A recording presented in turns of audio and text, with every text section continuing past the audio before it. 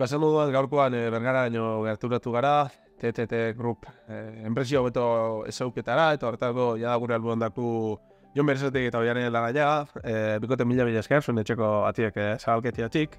Eskerrik asko. TTT Group ulerketako pitxin bat, ogentik kokaketako noiz sortzen da. TTT Group edo kasunetan TTT noiz sortzen da. TTT sortzen da 1971 urtean Legazpin. Patrizio Etxeberria lantegixan lan itxe zeben lagun eta ekintzaile batzuk erabaki zeben tratamentu termikoa eskainiko zeben enpresa bat sortzia. Hasiera baten Legazpiko muru baserrixak daukan, oindik zutik daukan eraikin baten hasi ziren lanian, temple eta irauketa prozesua eskainiz inguruko torloju fabrikatzaileei. Eta, Patrizio Etxeberrian sortzio 10 ordu lan egin da gero, batzarletan muru baserrira joaten ziren, eta baliabide gutxikin eta kriston ilusioakin, enpresa berri bat sortziak dakarren tirabira guztiei aurre egiten. Eta, gero, handik urte gutxi batzutara, Bergaran zeuken bezero garrantzizko batetik hurbilago egoteko, oin gauden San Juan auzora etorri ziren Bergarara, kontuan eduki behar da, oin dela 70 pik urte deskargako gaina pasatzia zala odisea txiki bat. Ez da gaur eguneko 5 minutuko gauzia. Eta, sortzailea haiek zeuken, eta zorionez gaur egun mantentzen dugun innovazio grina horrek bultzatuta, teknologisa berrizak ekarri ziren, lantegisa onditzu zen, makina berrizak erosi ziren, eskuran habe gehiago kontatau zen, eta, 70 pik urte eta gero, horre muru baserrizan egin zen hasi hori, gaur egun bihurtu da, Grupo TTT o TTT Group Zuaitza. Hemen eskaintzen duguna da tratamentu termikoa eta gainazaleko tratamentua. Azkenean honek die prozesu espezialak metalesko piezei aplikatzeko.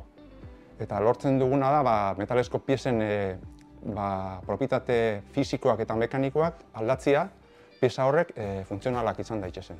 Tratamentu termikoak eta estaldurak laba industrialetan egiten dira. Azkenean materialan arabera, temperatura, denbora eta oste parametro desberdinak definitzen ditugu zikloan zehar.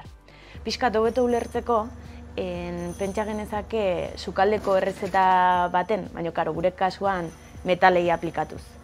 Adibidez, sukaldatzerakoan janarian tekstura edo zaporean eragin dezakegu. Gure kasuan, beste parametro batzuk erabiliz, baina metalen propietateetan eragin dezakegu. Resistentzian, malgutasunean, guk eragiten dugu materialaren mikroestrukturan.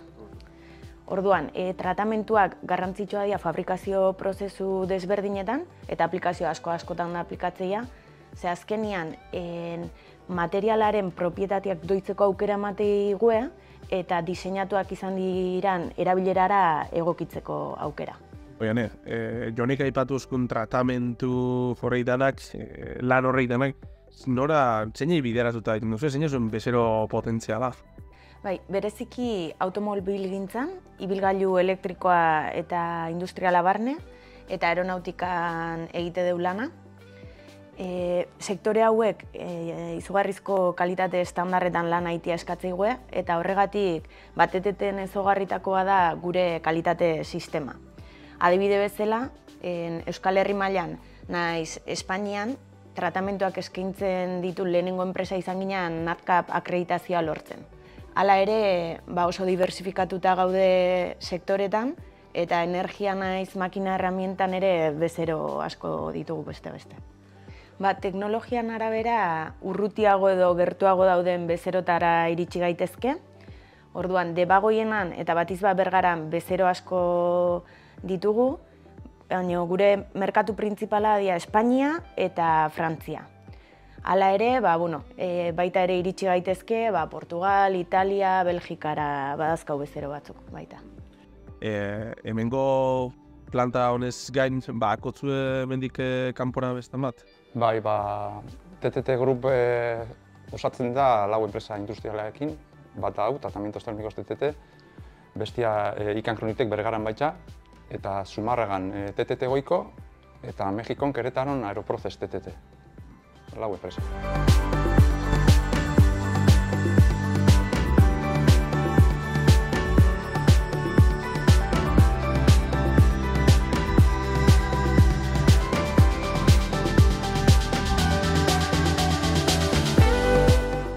Ja sartu gara, TTT, bergarako planta honetako tripetara, eta esan geke atzian TTT sorrera dauela. Ze Jonek aipatu duen tenplaketa eta irauketa hori, horren makine edo, bere atzionak. Zer da bertan iten da? Hori da, hau da TTT-en hasieran eduki genuen lehenengo teknologia, orduan tratamendu termiko honen bitartez, piezan kalitatea eta segurtasuna bermatzea da helburua. Orduan eragite dugu propietate mekanikotan eta horrela piezak egite ditugu seguruagoak eta fidagarriagoak diseinatuak izan diran erabilerarako. Batiz bat torlojuak tratatzen ditugu hemen, elkartze elementuak esango genuke, eta azkenean kotxetan doaz pieza hauek. Eta iraunkorrago bihurtzen ditugu pieza. Lehenengo tenplaketa prozesu bat dagoz, temperatura altuan, materialen elementu kimikoen arabera definitzea temperatura hori, eta gero oliotan oste dugu. Horrekin lortzen da materialaren gogortasun maksimoa, zango genuke. Baina orduan pieza dira oso fragilak. Orduan, gero irauketa prozesu bat aplikatzen diogu, eta horrekin propietaten horreta lortzen dugu, eta lortzen dugu piezak izatea funtzionalak.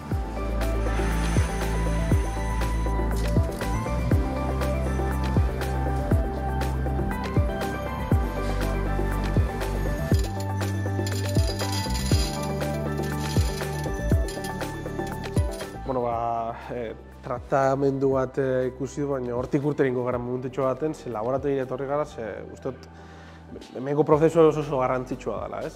Bai, hori da, laborategian gure prozesua balidatu eta zertifikatze ditugu. Adibidez, gero probetan bat ikusiko dugu, tratamendu termokimikoak eta estaldurak piezak beste dituzte. Adibidez, korrosioaren, higaduraren edo bestelako kalteen aurka. Orduan, zementazioa zitzaite badegu beste prozesu bat, hemen TTT-en dakauna, irudika hau sistema bat, engranai sistema bat, alkarren aurka ari dia lanian eta horri higadura badago. Orduan, guk zementazio bitartez, gainazaleko geruzan karbonoa aplikatze dugu, difusio bitartez, hau da elementu oso gogorra, eta orduan, higaduraren aurka propietateak eskaintzaizkio piezai.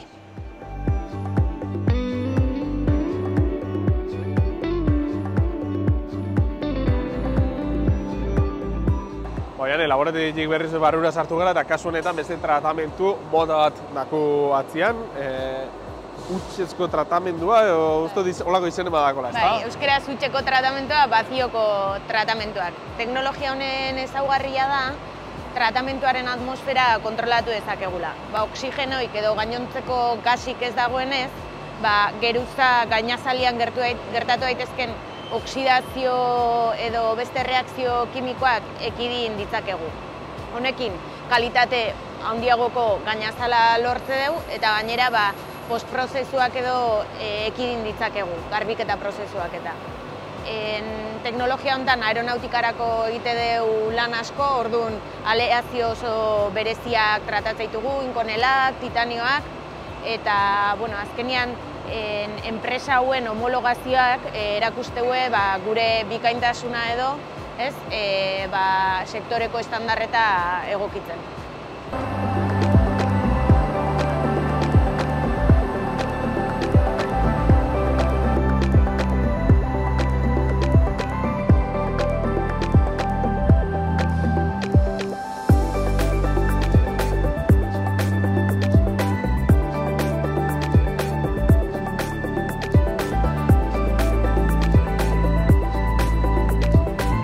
Azkenengo teknologia baten berri emutia gura duzue, proiekzio termikoak ez baldin bada, eta hemen atzien da gainera.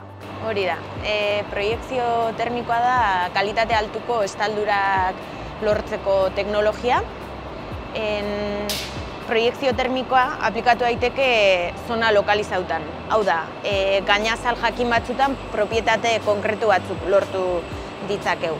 Izan daitezke estaldura edo rekubrimentu gogorrak edo bigunak aplikatzen duen materialan arabera. Kromooxidoa, molibdeno, alumina, estaldura desberdinak eskaintze ditugu merkatuan.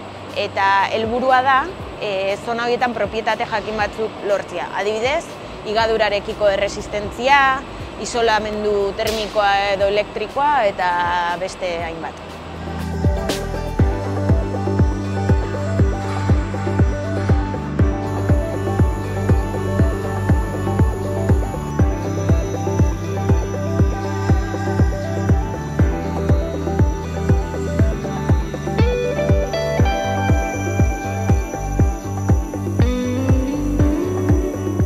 Bikote, mila esker, Bergarako TTT grupeko planta hau erakusteatik, bertan ikindu zuen dana, bertako prozesuanak erakusteatik, zuen etxeko atiek zabalketetik eskerrik asko, eta segi berdin lanian, mila esker. Da zerbait, zuei hau erakustea.